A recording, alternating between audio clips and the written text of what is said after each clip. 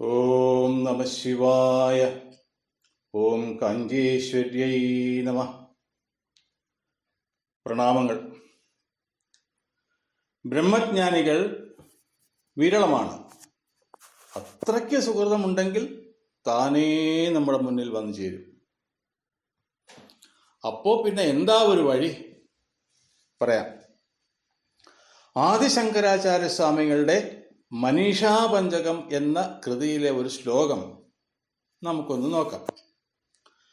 ജാഗ്രസ്വപ്ന സുഷുപ്തിഷു സ്ഫുടതര യാ സംവിദ്വിജൃംഭതേ യാ ബ്രഹ്മാദി പിപീലികാന്തതനുഷു പ്രോതാ ജഗത്സാക്ഷിണി സൈവാഹം ന ച ദൃശ്യവസ്തുവിധി ദൃഢപ്രജ്ഞാപി യസ്യാസ്തി ചേത് ചണ്ഡാലോസ്തു സതു ദ്വിജോസ്തു ഗുരുരിത്യേഷാ മനീഷാ മമ. ആചാര്യസ്വാമികൾ പറയുന്നു, എൻ്റെ നിശ്ചയം, എൻ്റെ അറിവ് ഇതാണ്. എന്താ അത്? അതായത് ജാഗ്ര സ്വപ്ന സുഷുപ്തി അവസ്ഥകൾ മൂന്നിലും സ്ഫുടമായി പ്രകാശിക്കുന്നതും ബ്രഹ്മാവ് മുതൽ എറുമ്പ് വരെയുള്ള ശരീരങ്ങളിൽ ഓതപ്രോതമായിരിക്കുന്നതും, അതായത് അകവും പുറവും തിങ്ങും മഹിമാവാർന്ന നിൻപദം എന്നൊക്കെ പറഞ്ഞില്ലേ ഗുരുദേവൻ, ഓതപ്രോതമായിരിക്കുന്നതും ജഗത് സാക്ഷിയും ജ്ഞാനസ്വരൂപവും ആയിരിക്കുന്നതെന്തോ അത് തന്നെയാണ് ഞാൻ, അല്ലാതെ ഈ ദൃശ്യപ്രപഞ്ചമല്ല, ശരീരം മനസ്സ് തുടങ്ങിയവ അല്ല എന്ന ദൃഢനിശ്ചയം ബുദ്ധിയിലെങ്കിലും ഇളക്കം തട്ടാതെ ആരിലാണോ ഇരുപ്പുറപ്പിച്ചിട്ടുള്ളത് ആ വ്യക്തി ചണ്ഡാലനായാലും ശരി ബ്രാഹ്മണനായാലും ശരി അദ്ദേഹം ഗുരുവാണ് എന്നാണ് എൻ്റെ നിശ്ചയം. ബ്രഹ്മജ്ഞാനികൾ മാത്രമല്ല, ഈ ആത്മതത്വം ബുദ്ധിയിൽ നല്ലതുപോലെ ഉറച്ച വൈരാഗികളായ മറ്റൊന്നിനോടും ഒട്ടും താല്പര്യമില്ലാത്തവരെയും ഗുരുക്കന്മാരായി സ്വീകരിക്കാവുന്നതാണ് എന്നാണ് അർത്ഥം. ഈ രണ്ടു കൂട്ടരെ മാത്രമേ സ്വീകരിക്കാവൂ. മോക്ഷം താല്പര്യമുള്ള സത്യാന്വേഷി എന്നാണ് ആചാര്യന്മാർ പറഞ്ഞിട്ടുള്ളത്. തമേവാഭിഗച്ഛേ ശ്രോത്രിയം ബ്രഹ്മനിഷ്ഠം. മുങ്ങിച്ചാകാൻ തുടങ്ങുന്നവനെ രക്ഷപ്പെടുത്താൻ വന്ന റെസ്ക്യൂ വള്ളം കണ്ടിട്ട് ഇതുപോരാ, സ്റ്റീമർ വരട്ടെ, ക്രൂയിസ് വരട്ടെ, അല്ലെങ്കിൽ ഹെലികോപ്റ്റർ വരട്ടെ എന്ന് പറയുന്നത് പോലെയേ ഉള്ളൂ ബ്രഹ്മജ്ഞാനി വരട്ടെ അപ്പോൾ നോക്കാം എന്ന് പറയുന്നത്. രക്ഷപ്പെടുക എന്നതാണ് പ്രധാനം. ബോട്ടിലോ വള്ളത്തിലോ എങ്ങനെയെങ്കിലും കര പറ്റിക്കാൻ സാധിക്കുമോ എന്ന് നോക്കിയാൽ മാത്രം മതി. ഇങ്ങനെ കൈവരുന്ന മഹാഭാഗ്യമായ ഗുരുവിങ്കൽ ശ്രദ്ധയാണ് നമ്മിൽ ആദ്യം ഉണ്ടാകേണ്ടത്. ഗുരുവിലുള്ള ശ്രദ്ധയുടെ പ്രാധാന്യം എടുത്തു കാട്ടുന്ന ധാരാളം ശ്ലോകങ്ങൾ എല്ലാ പാരമ്പര്യത്തിലും മാർഗങ്ങളിലും ഉള്ള ഗ്രന്ഥങ്ങളിൽ നമുക്ക് കാണാം. ഗുരുവിൻ്റെ ആജ്ഞ ഏതവസരത്തിലും സാഹചര്യത്തിലും നാം ശിരസാ വഹിക്കണം. അതിൽ സംശയമേ പാടില്ല. ഗുരു പറഞ്ഞത് ശരിയാണോ, എന്താ ഇങ്ങനെയൊക്കെ പറയുന്നത് എന്നൊന്നും ചിന്തിച്ച് മണ്ട ചൂടാക്കരുത്. പൂർണ്ണ സമർപ്പണത്തോടെയുള്ള ശ്രദ്ധയുണ്ടെങ്കിൽ മാത്രമേ ഗുരുവാക്യം നമ്മിലേക്ക് പൂർണ്ണമായും ആകിരണം ചെയ്യപ്പെടുകയുള്ളൂ.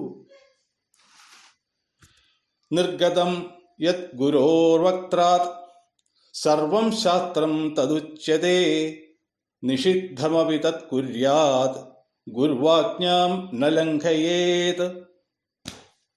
ഗുരുവിൻ്റെ മുഖത്തു നിന്നും എന്താണോ പുറപ്പെടുന്നത്, എന്തു തന്നെ പറഞ്ഞാലും സർവം ശാസ്ത്രം തദുച്യതേ, അത് സർവവും ശാസ്ത്രം തന്നെയാണ്. നിഷിദ്ധമപി തത് കുര്യാത്, നിഷിദ്ധമായ കാര്യങ്ങളാണെങ്കിൽ പോലും ഗുരു അത് ചെയ്യാൻ പറയുകയാണെങ്കിൽ അതിൽ ലേശം പോലും സംശയമോ ചാപല്യമോ പാടില്ല. പൂർണ്ണ വിശ്വാസത്തോടെ ആ വാക്കുകളെ അനുവർത്തിക്കേണ്ടതാണ് എന്നാണ് ഇതിനർത്ഥം. ഗുരു ആജ്ഞാം ന ലംഘയേത്, ഗുരുവിന്റെ ആജ്ഞയെ ഒരിക്കലും ലംഘിക്കുവാൻ പാടില്ല. ഇത്തരത്തിലുള്ള ശ്രദ്ധ നമുക്ക് ഉണ്ടാകട്ടെ. ആചാരാദൈവ ആചാര്യാത് ഹി ഏവ വിദിതാ വിദ്യ സാധിഷ്ടം പ്രാപത് എന്ന ഉപനിഷത്ത്. ആചാര്യനിൽ നിന്നും പ്രാപിച്ച വിദ്യ, അറിവ്, ജ്ഞാനം മാത്രമാണ് ഫലവത്താകുന്നത്. ആചാര്യവാൻ പുരുഷോ വേദ, ഇതും ഉപനിഷത്താണ്. ആചാര്യനുള്ളവൻ അതിനെ അറിയുന്നു, ആത്മാവിനെ സാക്ഷാത്കരിക്കുന്നു, മോക്ഷത്തെ അടയുന്നു എന്നാണ് ഉപനിഷത്ത്. അങ്ങനെയുള്ള ഗുരുവിനെ ഭയഭക്തി വിനയം സേവനം അർപ്പണം കൊണ്ട് പ്രസാദിപ്പിച്ചിട്ട് വേണം ക്രമേണ ബ്രഹ്മവിദ്യയെ ഗ്രഹിക്കാൻ എന്നാണ് പറയുന്നത്. ഇത്തരത്തിലുള്ള മനോഭാവത്തിലൂടെ നമ്മുടെ അഹന്താനാശമാണ് സംഭവിക്കുന്നത്, അല്ലാതെ ഒരു സ്ലേവറി അല്ല. ഓപ്പറേഷൻ ചെയ്യണമെന്നുണ്ടെങ്കിൽ രോഗിക്ക് ഡോക്ടറിൽ വിശ്വാസം, സമർപ്പണം ഒക്കെ വേണ്ടേ? മരുന്നിൽ സംശയം പാടില്ല. നാം ആത്മീയതയെക്കുറിച്ച് മുൻകൂട്ടി ധരിച്ചു വച്ചിരിക്കുന്ന ധാരണകൾ എല്ലാം ശരിയാകണമെന്നില്ല. ആൾറെഡി ഒരു കണ്ടീഷൻഡ് വ്യക്തിയാണ് നാം. യഥാർത്ഥ ഗുരുക്കന്മാർ ആത്മീയതയുടെ പേരിൽ ഒരു എക്സ്ട്രാ കണ്ടീഷനിങ് കൂടി ചെയ്തു തരില്ല. ഉള്ളതിനെ എല്ലാം എടുത്ത് കളയിച്ച് അൺകണ്ടീഷണൽ വ്യക്തിയാക്കും. അൺകണ്ടീഷനിങ് ഈസ് സന്യാസ്. നിഷിദ്ധമാണെങ്കിലും ചെയ്യണം എന്ന് പറഞ്ഞല്ലോ. അതെന്താ? ഈ ഗുരുക്കന്മാരോട് മുൻവിധിയുമായി പോകരുത് എന്നാണ് പറയാറ്. കാലി പാത്രവുമായി പോയാലേ വല്ലതും കിട്ടൂ എന്ന് പറയും. മറ്റു ഗുരുക്കന്മാരെ വെച്ച് തൻ്റെ ഗുരുവിനെ താരതമ്യം ചെയ്തു നോക്കരുത് എന്ന് പറയും. What is the contribution of A perfect master എന്ന ചോദ്യത്തിന് ഉത്തരമായി ഒരു മാസ്റ്റർ പറഞ്ഞത് നത്തിങ് ബട്ട് കോൺട്രഡിക്ഷൻ എന്നാണ്. നോക്കൂ, ഇന്ന് പറഞ്ഞ അതേ കാര്യം മറ്റൊരിക്കൽ അതിന് ഘടകവിരുദ്ധമായി പറയുന്ന മറ്റൊരു മഹാത്മാവും ഉണ്ടായിരുന്നു. വേറൊരു പ്രസിദ്ധനായ മാസ്റ്റർ നല്ല രസമാണ്. ശിഷ്യത്വം വേണമെന്ന് പറഞ്ഞ് ആരെങ്കിലും അദ്ദേഹത്തിനടുത്ത് ചെന്നാൽ ആദ്യം ഒരു ഗ്ലാസ്സിൽ മദ്യം ഒഴിച്ച് കൈ കൊടുത്തിട്ട് പറയും കുടിക്കാൻ പറയും. മിക്കവാറും എല്ലാവരും ഉടനെ സ്ഥലം വിട്ടുപോകും. ഓരോരുത്തർക്ക് ഓരോരോ രീതി. നമുക്ക് പെട്ടെന്ന് മനസ്സിലാവില്ല. ഒരു തരം പരീക്ഷണമാണ്. നമ്മുടെ സമർപ്പണത്തെ പരീക്ഷിക്കാൻ വേണ്ടി നിഷിദ്ധകാര്യം ചിലപ്പോൾ ചെയ്യാൻ പറയും. മുൻവിധിയുമായിട്ട് ചെന്നാൽ അതിനെല്ലാം തകർത്താലേ അവരുദ്ദേശിക്കുന്ന പാതയിലേക്ക് നമ്മെ നയിച്ചുകൊണ്ട് പോകാൻ പറ്റൂ. അപ്പൊ ഇവിടെ നിഷിദ്ധമവിതത് കുര്യാത്, നമുക്ക് നിഷിദ്ധമാണ്, പാടില്ലാത്തതാണ്, ചെയ്യരുതാത്തതാണ് എന്ന് തോന്നിപ്പോകുന്ന കാര്യങ്ങൾ പോലും ചിലപ്പോൾ ഗുരു ചെയ്യാൻ പറയും. അപ്പോൾ അതിനെ നെഗറ്റീവായി കാണാതെ പോസിറ്റീവായി കാണണം. കാരണം അവർക്കേ അറിയൂ നമ്മുടെ ബ്ലോക്ക് എന്തൊക്കെയാണെന്ന്. അവരുടെ ഒരേ ഒരു ആഗ്രഹം അവർക്ക് നിങ്ങളിലൂടെ എന്തെങ്കിലും പേരോ പ്രചാരമോ ധനമോ ഒന്നും നേടണം എന്നൊന്നുമല്ല. പരിപൂർണ വിരക്തരായവർക്ക് ആത്മാവ് മാത്രം സത്യമാണെന്ന് സാക്ഷാത്കരിച്ചിട്ടോ അഥവാ അതാണ് സത്യമെന്ന് ബുദ്ധിയിൽ ഉറപ്പിച്ചിട്ടോ ഉണ്ടെങ്കിൽ അവർക്കൊന്നിനോടും താല്പര്യമുണ്ടാവില്ല. ശരീരസന്ധാരണത്തിന് മാത്രം അത്യാവശ്യം വേണ്ടത് മാത്രം മതി. നമ്മുടെ ആത്മീയമായ ഉയർച്ച, ആത്മബോധം മാത്രം, അതാണ് അവർ ആഗ്രഹിക്കുന്നത്, കാക്ഷിക്കുന്നത്.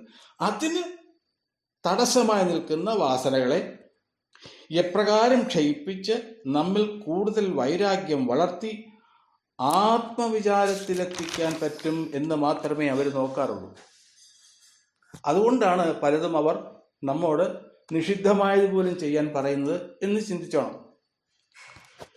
എന്നാൽ ഇത്തരത്തിലുള്ള ശ്ലോകങ്ങളെ സ്വാർത്ഥലാഭത്തിന് വേണ്ടി ശിക്ഷണമാണെന്ന വ്യാജേന, നിന്നെ നന്നാക്കാനുള്ള ശ്രമമാണെന്ന വ്യാജേന ദുരുപയോഗം ചെയ്യുന്നവരെ വളരെ ശ്രദ്ധിക്കണം.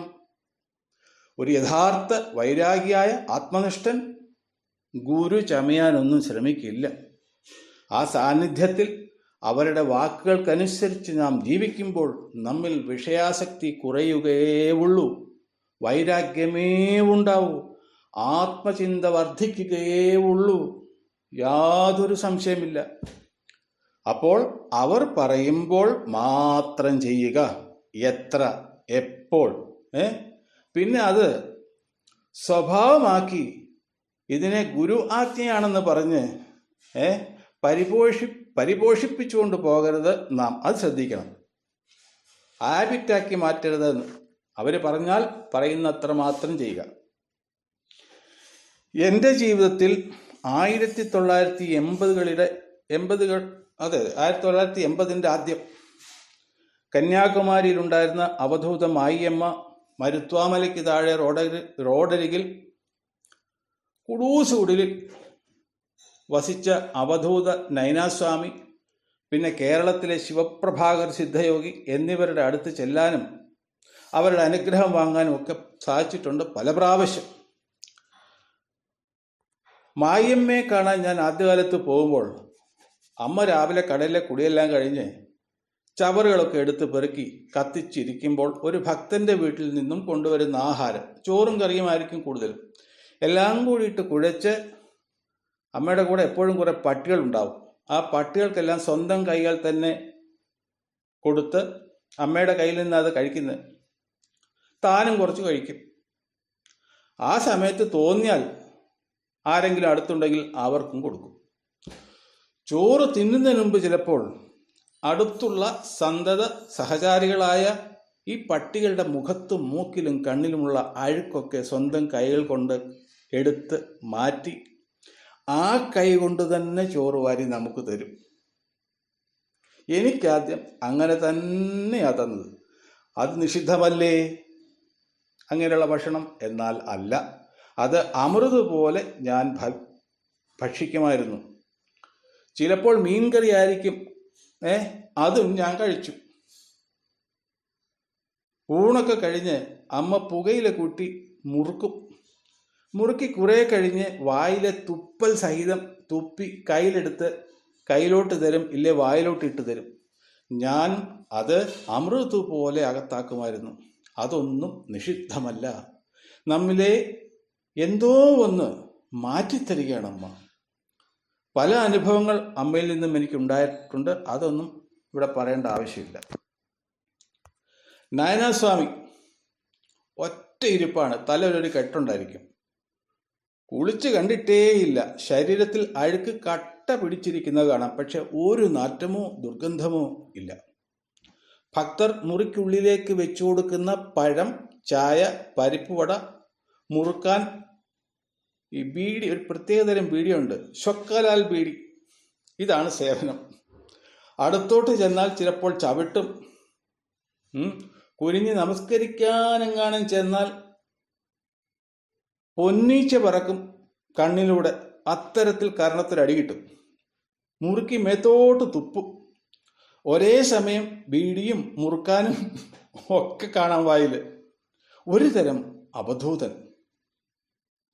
എപ്പോഴും മർണാഗി മർണാഗി മർണാഗി എന്ന് മാത്രം പറയും. ഏത് ഭാഷയാണെന്നൊരു പിടിയില്ല. എനിക്ക് പലപ്പോഴും പരിപ്പുവടയും പഴമൊക്കെ കുറച്ച് കടിച്ച് തിന്നിട്ടിട്ടേ ഇങ്ങനെ എറിഞ്ഞു തരും. നമ്മൾ ഈ പട്ടിക്കും പൂച്ചയ്ക്കൊക്കെ എറിഞ്ഞു കൊടുക്കുന്ന പോലെ ഞാനത് വാരി ഇങ്ങനെ തിന്നും. ആ പഴവും ആ പരിപ്പുവടയും. ചിലപ്പം ബീഡി വലിച്ചിട്ട് എറിഞ്ഞു തരും. ഞാൻ അന്തസ്സായിട്ട് അവിടെ ഇരുന്ന് ആ ബീഡിയും വലിക്കും. അതൊക്കെ ഒരു ബ്രഹ്മചാരിയായി എനിക്ക് നിഷിദ്ധമല്ലേ? അല്ല, അതൊക്കെ അനുഗ്രഹമാണ്. അതൊക്കെ നാം തന്നെ അറിയാതെ നമ്മിൽ എന്തോ അഗ്നിശുദ്ധി വരുത്തുകയാണ് ഈ മഹാത്മാക്കൾ. എന്നാൽ ബീഡി തന്നു വലിച്ചു എന്ന് വെച്ച് അടുത്ത കടയിലെല്ലാം പോയി ആ ശൊക്കലാൽ ബീഡി എവിടെ കിട്ടുമെന്ന് പറഞ്ഞ് കെട്ടുകണക്കിന് മേടിച്ച് വലി തുടങ്ങലല്ല പരിപാടി. അങ്ങനെ ചെയ്യരുത്. 1978 മധ്യകാലത്തിൽ ഞാൻ മറ്റൊരു മഹാത്മാവിൻ്റെ കൂടെ ജീവിക്കാൻ ഈശ്വരൻ അനുഗ്രഹിച്ചു. ആ വ്യക്തി മീനും മുട്ടയൊക്കെ കഴിക്കുന്ന ആളായിരുന്നു. മഴക്കാലത്ത് ഒഴുകി വരുന്ന കക്ക പെറുക്കി കക്കാത്തോരനുണ്ടാക്കി തിന്നുമായിരുന്നു. അതെങ്ങനെ ഉണ്ടാക്കണം, എങ്ങനെ കക്ക വാരണം എന്ന് എന്നെയും പഠിപ്പിച്ചു. മീൻകറി വയ്ക്കാൻ പഠിപ്പിച്ചു. അപ്പോൾ ബാക്കി വരുന്നത് സാപ്പിട്ടല്ലേ പറ്റൂ. സാപ്പിട്ടു. ജന്മനാ ബ്രാഹ്മണനും കർമ്മണ ബ്രഹ്മചാരിയുമായ എനിക്ക് അന്ന് അതൊക്കെ നിഷിദ്ധമല്ലേ? അല്ല, അതും ഒരു സാധനയാണ്. എന്നാൽ എന്നോടിത് പറഞ്ഞു എന്ന് വിചാരിച്ച് എല്ലാവരോടും പറയാറില്ല. ഇതൊക്കെ അതിലൂടെ എൻ്റെ ഉള്ളിലെ ദുരഭിമാനമോ ജാതിചിന്തയോ ധാരണകളോ ഒക്കെ ഉണ്ടെങ്കിൽ, അഥവാ എൻ്റെ ഉള്ളിൽ അത്തരം വാസനകൾ ഉണ്ടെങ്കിൽ അതെല്ലാം നീക്കിത്തരുന്ന അനുഗ്രഹമായിട്ടേ ഞാൻ കണ്ടിരുന്നുള്ളൂ, കാണാവൂ. അന്ന് എന്നോട് എന്ത് സാധാരണ ദൃഷ്ടിയിൽ നിഷിദ്ധമെന്ന് തോന്നുന്നത് പറഞ്ഞിട്ടുണ്ടെങ്കിലും അതിനെയെല്ലാം അതേപോലെ ശിരസാ വഹിച്ചിട്ടുണ്ട് ഞാൻ. എന്ന് വെച്ച് ചൂണ്ടയും കൊണ്ട് പിന്നീട് മീൻ പിടിക്കാനോ കക്ക പെറുക്കാനോ പോയിട്ടില്ല. അങ്ങനെ പാടില്ല. അതിലൊരു ആത്മീയ പരിവേഷം വരുത്തുകയോ ചെയ്യാൻ പാടില്ല, ചെയ്യരുത്. പറയുമ്പോൾ മാത്രം ഉപദേശമനുസരിച്ച് സംശയമില്ലാതെ സമർപ്പണത്തോടെ ചെയ്യണം. പിന്നെ പ്രഭാകര സിദ്ധിയോഗി, ഓമല്ലൂർ ഭഗവാനെന്നും ഓമല്ലൂർ മൂപ്പിലാൻ എന്നൊക്കെ പറയുന്ന ഭക്തരാൽ അറിയപ്പെടുന്ന മഹായോഗി അവധൂതൻ, ഒരാൾക്കും അനുകരിക്കാൻ കഴിയാത്ത മഹാപ്രഭാവം. അതും കൂടി പറഞ്ഞ് എന്തായാലും നിങ്ങളെ ബോറടിപ്പിക്കുന്നില്ല. അദ്ദേഹം ഒരിക്കൽ ഓച്ചിറയിൽ വെച്ച് എന്നോട് പറഞ്ഞതുപോലെ തന്നെയാണ് എൻ്റെ ജീവിതം ഇന്ന് വന്നിരിക്കുന്നത്. അന്നത് ഞാനത്ര കാര്യമാക്കിയില്ല. ഈ മഹാത്മാക്കളുടെയൊക്കെ അനുഗ്രഹമാണ് സുഹൃത്തുക്കളെ ഇന്നത്തെ ഞാനായിത്തീരാൻ കാരണം. അപ്പോൾ ബ്രഹ്മജ്ഞാനിയെയും ബ്രഹ്മം മാത്രമാണ് സത്യമെന്ന് നല്ലതുപോലെ ഉറപ്പുള്ള ആളിനെയും ഗുരുവായി സ്വീകരിക്കാം എന്നാണ് വിധി. അതാണ് നമ്മുടെ വിഷയം. അങ്ങനെയുള്ളവരുടെ സഹകരണത്തിൽ നമ്മിൽ വൈരാഗ്യമുദിക്കും, ഭൗതിക താല്പര്യം പതുക്കെ കുറയും, ആത്മാവിനോട് അഭിരുചി വർദ്ധിക്കും. ഒന്നുമാകണം എന്ന ചിന്ത വരില്ല. അതൊക്കെ ബന്ധനമാണെന്ന് നല്ലതുപോലെ അറിയും.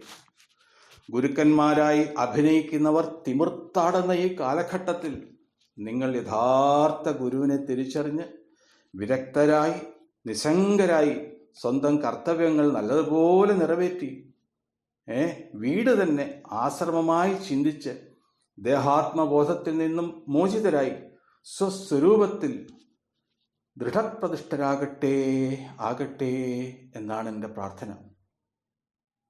മഹാകവി കുമാരനാശാൻ ഭഗവാൻ ശ്രീ നാരായണ ഗുരുദേവനെ പറ്റി പാടിയ 2 വരി ചൊല്ലി ഞാനങ്ങ് നിർത്താം. ആരായുകിലന്ധത്വമൊഴിച്ചാതിമഹസിൻ നേരാം വഴി കാട്ടും ഗുരുവല്ലോ പരദൈവം. ആരാധ്യനതോർത്തിയിടുകിൽ ഞങ്ങൾക്കവിടുന്ന നാരായണമൂർത്തേ ഗുരുനാരായണമൂർത്തേ. എല്ലാ ഗുരുക്കന്മാരും നമ്മെ അനുഗ്രഹിക്കട്ടെ, നമ്മുടെ ജന്മം സഫലമാകട്ടെ എന്ന് പ്രാർത്ഥിക്കുന്നു. ഓം അരുണാചലേശ്വരായ നമഃ. ഓം കാഞ്ചീശ്വരി നമഃ.